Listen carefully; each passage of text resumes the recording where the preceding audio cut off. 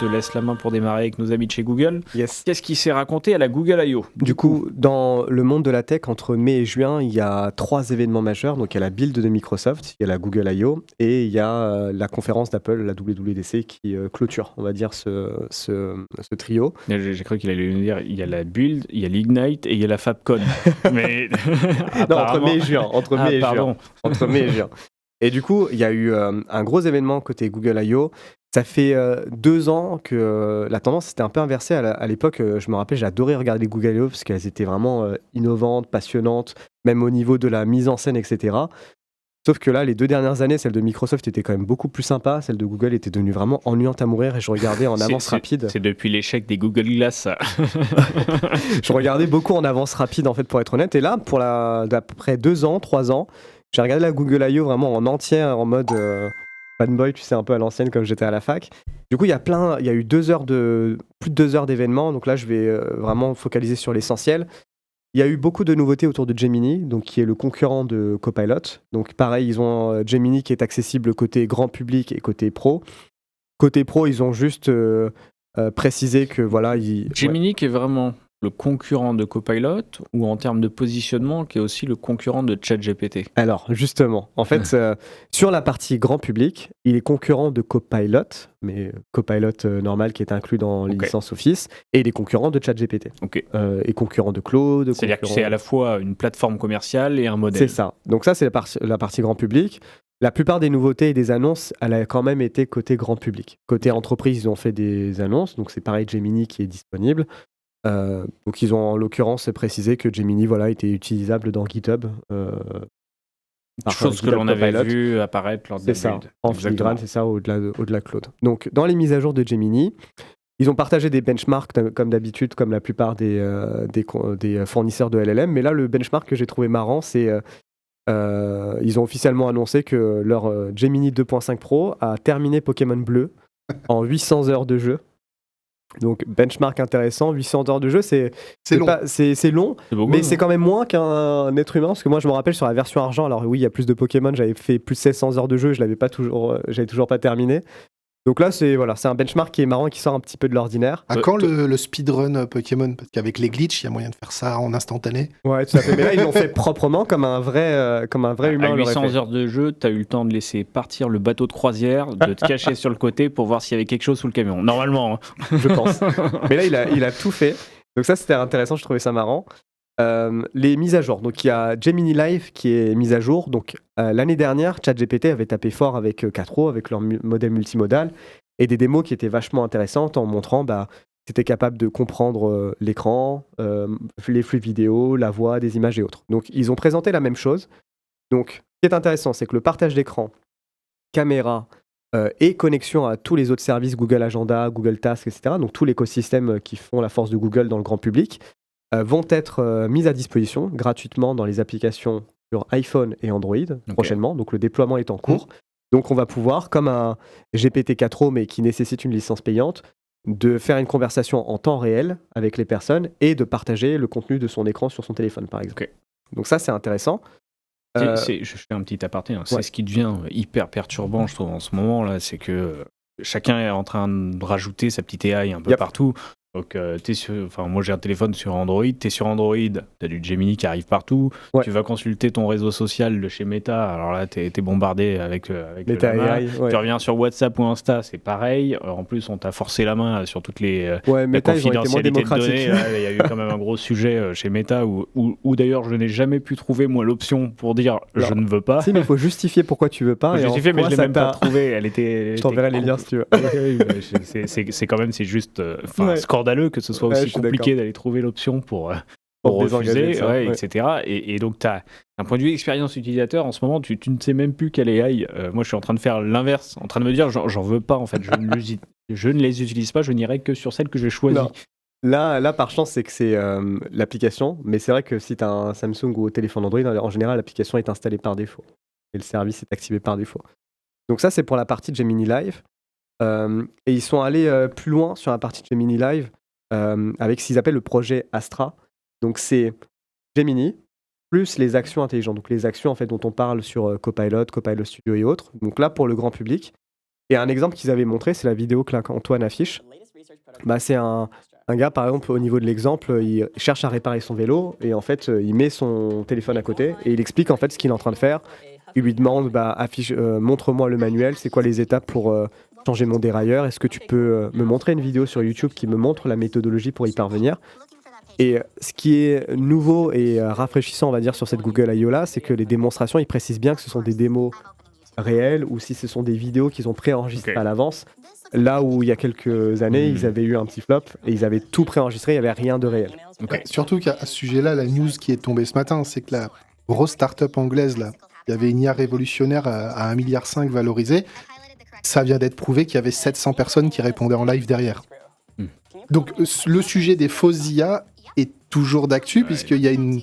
là, je dis pas le nom, parce que voilà, mais vous trouvez la news, vous trouvez Builder.ai, c'est ça. Voilà, vous trouvez la new assez facilement. Il y avait 700 humains derrière en temps réel. Donc en fait, les fausses IA, malheureusement, on y est toujours. Mais il y a un autre sujet sur cette startup. Oui, il y a d'autres problèmes. Elle existait depuis longtemps et en fait, c'était un peu déjà le type de startup qui était utilisé pour faire en effet du tagage d'images pour entraîner les modèles d'IA et finalement qui a fait une évolution vers la Gen AI, mais qui a gardé son core business qui était de taguer des choses. Globalement, c'est ça le sujet. Mais là où ils ont été faire, c'est que les passages où tu sais, ça a l'air d'être vachement instantané, ils précisent que ça a été accéléré. Mais donc là, dans ce que tu viens de montrer, la vidéo qui est passée, c'est quoi la différence avec ce qu'on avait déjà vu dernièrement C'est donc mélange image-vidéo. Là, c'est quoi C'est juste qu'il ouvre YouTube? Ouais, c'est dans le flux de conversation, quand tu lui demandes de voir la notice, il va aller sur le navigateur, récupérer la notice du constructeur de vélo et te l'afficher en fait. Sans que toi, tu touches ton téléphone. Ok. Ouais. Mais ce que je veux dire, sans que tu aies préparé des connecteurs, des choses comme ça. Non, Gemini le fait parce qu'il y a une intégration. Alors là, c'est l'intégration de Gemini, il y a une intégration dans Chrome, notamment, qu'ils ont annoncé. Donc c'est intégré Chrome, YouTube, et naturellement, ça se dirige vers ces deux canaux-là. Exactement. C'est plus compliqué, et il y a un sujet que YouTube doit faire attention, c'est que de base, en fait, YouTube refuse à quasiment toutes les IA ses vidéos, donc il va avoir un sujet de concurrence. De deux, par défaut, les créateurs YouTube n'autorisent pas les IA à utiliser leurs vidéos. C'est un paramétrage que chaque créateur de vidéo a. Et donc, moi, ça me pose beaucoup de questions. Est-ce que YouTube respecte ce paramétrage? Et quid des autres IA qui, aujourd'hui, moi, j'ai essayé, par exemple, avec GPT-4, de me connecter à des vidéos YouTube, il me répond YouTube me laisse pas faire. Donc attention à surveiller en termes de comment les concurrents vont réagir à je bloque le service que pour mon IA. Cette question n'a pas été abordée parce qu'il y a un vrai effet waouh. C'est chaud, celui qui empêche l'empêcheur de tourner en rond correctement, c'est moi. Je suis très fan de Gemini. Mais moi, c'est la première chose que j'ai pensé, c'est... Voilà. Alors, il y a très forte chance qu'il se tape une attaque des concurrents, parce que, on verra plus tard, mais Chrome, c'est ce qu'ils avaient fait à l'époque où ils sabotaient un peu les autres navigateurs pour que Chromium soit plus utilisé dans les rendus. Ça a été prouvé en plus. Oui, le procès a prouvé qu'il y avait un script qui ralentissait le navigateur de Microsoft volontairement. Et donc ça, on verra. Mais après, là, la manière dont c'est fait, c'est que ça remonte vraiment la vidéo. Donc en fait, il n'y a pas de perte en termes de vues, de likes, d'engagement pour les créateurs. Donc on verra bien. Donc ça, c'est autour de Gemini. À ça, ils ont fait des démos assez impressionnantes de VO3, qui est le modèle qui est associé à Gemini pour la génération de vidéos. Et c'est incroyable en termes de... Ça, c'était une des grosses annonces, c'est l'annonce de VO3, et du coup, donc un concurrent d'un Sora qu'on va évoquer du coup en fin d'épisode.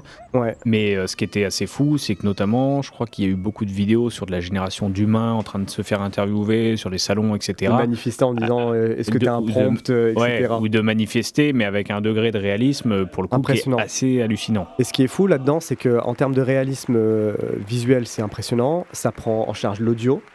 Donc l'audio et la synchronisation labiale. Oui, tu peux faire dire des choses. Et avant, on était plutôt sur des humains qui ne parlaient pas. Et là, on a vraiment de l'interview de quelqu'un qui parle.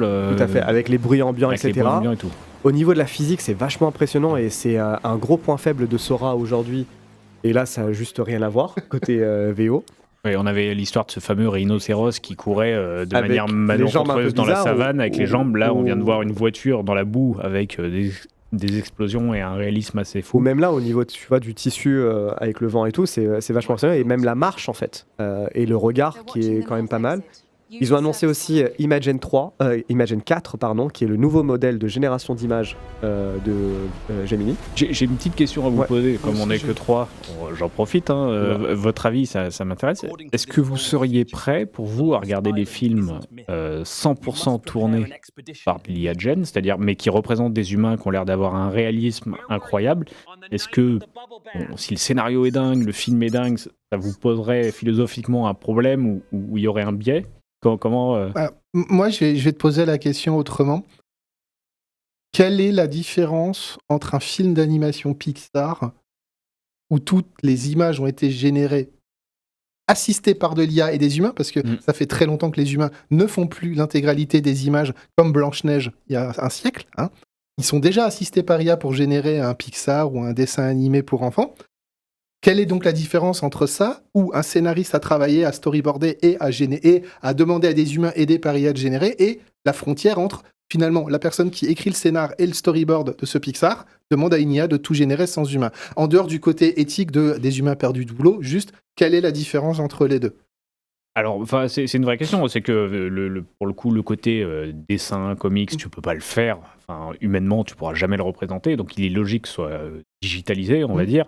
Le côté humain, tu passes une frontière. Alors, depuis le Final Fantasy qui était sorti il y a quelques années, là, qui était un des plus réalistes qu'on avait il y a une dizaine d'années, il n'y a pas eu énormément d'évolution, à part dans les Star Wars, les séries, certains caméos de personnes disparues, etc., où on commence à voir une intégration assez naturelle des deux univers. Mais moi, je me pose la question de comment En fait, c'est le biais que tu aurais de regarder, de savoir que on n'est pas des humains, que ça a l'air très réaliste, mais c'en est pas. Enfin, on n'a pas encore eu ce côté-là. Et je ne sais pas comment je le vivrais. Est-ce que je verrais le film différemment? Je me pose la question. Je pense sur le moment, tu vois, pour le kiff, pour les premiers, tu vois, juste pour la démo prouesse technique, tu vois, je le ferais. Après, moi, il y a quelque chose que j'aime bien et que je trouve qui manque, tu vois, de plus en plus dans les derniers films. Au-delà du côté IA, pas IA, tu vois, c'est le côté imperfection, tu sais, le côté un peu artisanal. Et il y a beaucoup maintenant de films. Tu as des réalisateurs comme Snyder, par exemple. C'est comme la caméra numérique, elle a enlevé quand même beaucoup d'imperfections, tu sais, de la pellicule, des lentilles, etc. La fameuse lentille. Ils font exprès de salir. Kubrick, Il y a des effets spéciaux pour salir l'image, pour la rendre plus artisanale. Ou tu as des réalisateurs comme Snyder qui utilisent des objectifs vraiment vintage, qui sont bourrés d'imperfections pour rendre la chose plus. Et moi, c'est ça qui va me manquer, tu vois. Et c'est vrai que les images qui sortent de l'IA, là, à tout moment, ils arrivent à le faire, en fait. Et pourquoi ils y sont trop propres. Pourquoi ils n'y arriveraient pas à le faire? Parce que finalement, moi, aujourd'hui, quand je crée un contenu vidéo, le premier filtre qu'on me propose, c'est le filtre cinéma qui fait ça. Au-delà de juste, tu sais, de le truquer, c'est en fait le fait qu'un humain manipule, t'as des imperfections, en fait. Ça se sent. En fait, l'œil humain, il est vachement bien fait pour détecter ce genre de petites choses. Je pense que je serais curieux du premier film qui sortira comme ça sur un Netflix ou autre, pour voir si tu oublies totalement. T'es en conditions réelles ou pas? Moi, la limite, c'est est-ce que on fait titre, scénar, contenu, intégralité IA? Là, pour moi, il y a un sujet de créativité qui est un problème.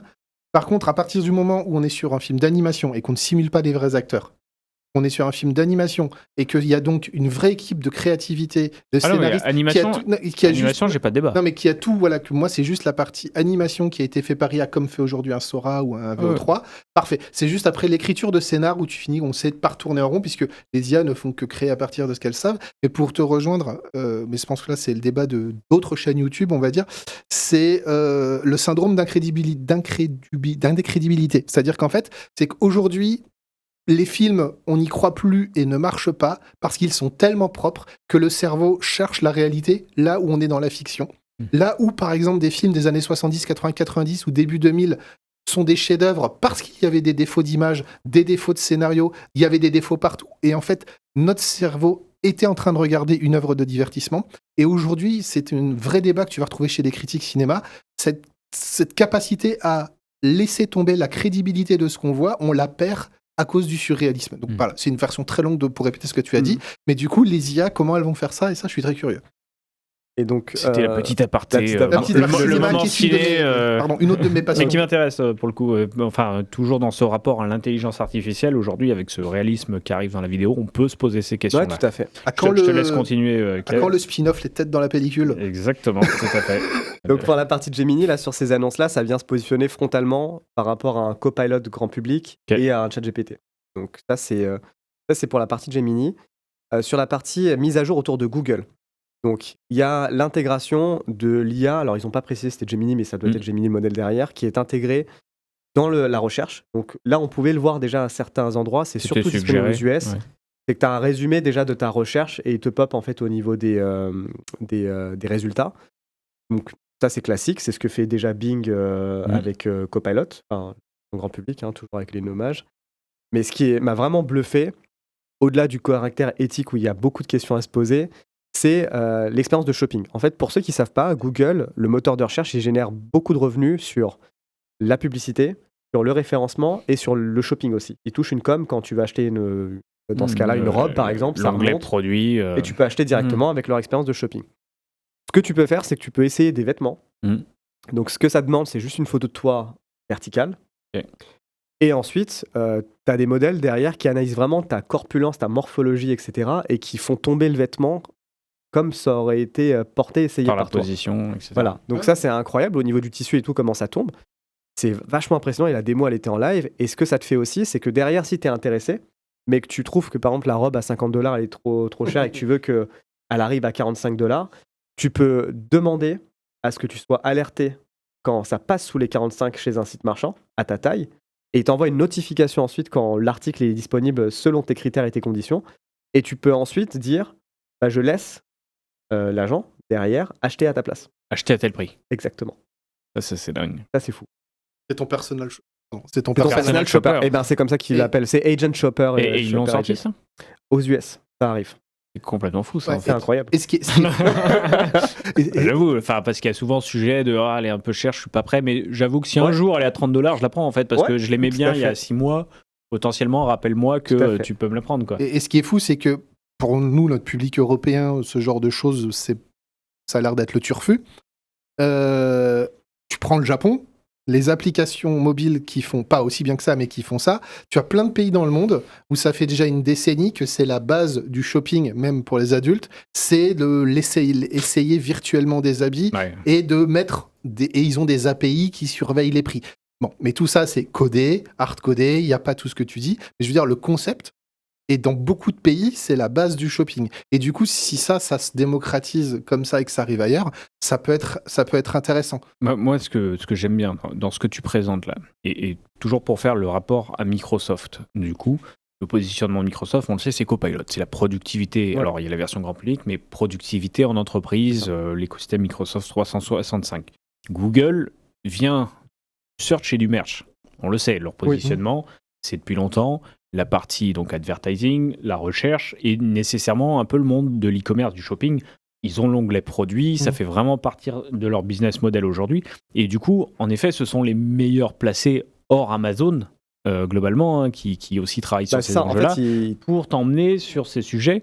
Et je trouve intéressant le mix de réalité augmentée, on en parle depuis longtemps. Et pourtant, si on regarde tous dans notre quotidien, moi j'en ai peu croisé. En fait, qu'on aille chez les fameux Asos, les grosses plateformes, etc. T'as pas encore démocratisé réellement l'essayage augmenté, etc. Qu'un Google mixe l'IA, les approches de l'IA aujourd'hui, plus la réalité augmentée, plus leur vision produit et la vision agent dans une app. C'est là où je voulais y venir avant de rentrer sur la partie. Ça va faire mal à pas mal de commerçants. C'est ça. En fait, c'est sûr. C'est pour ça que j'ai dit au-delà de la partie éthique et compagnie, mais sur la partie purement perso, tu vois. Si tu regardes Microsoft, en fait, ils avaient dit déjà à l'époque, quand ils avaient intégré ChatGPT à l'intérieur de Bing, que Bing, ça représente 1% de leur chiffre d'affaires, c'est que dalle. Donc en fait, ils sont dans la capacité de prendre des risques. Là où Google, je crois que côté Alphabet, ça représente 80-90% de leur chiffre d'affaires, Google, le moteur de recherche, la partie publicité et tout derrière. Donc en fait, quand tu regardes la partie Google I.O., finalement, sur la partie Microsoft, c'est pas qu'ils ont attaqué frontalement Microsoft là-dessus. Sur la partie, ils ont juste faire asseoir leur dominance sur la partie grand public. Ouais. Là où ça tapait un peu plus fort, c'est côté Apple, parce qu'Apple, ils sont ni sur la partie pro, ils sont quand même sur la partie perso. Leur force était aussi sur le personal grounding, donc sur tes données personnelles, et que tu fasses de l'IA générative par rapport là-dessus. Google l'annonce sur Gemini, tu sais, avec les services Google. Donc en fait, c'est plus Apple où ils se retrouvent un peu dans ni l'un ni l'autre. Sur la partie perso, ils ont pris énormément de retard. Et je dirais même, j'irais plus loin, concurrence directe d'Amazon, encore une fois, c'est que aujourd'hui, la partie shopping de Google, ça reste le côté produit, et souvent c'est le truc que tu checkes pour avoir une idée, tu vois, avant d'aller réellement acheter ton produit ailleurs.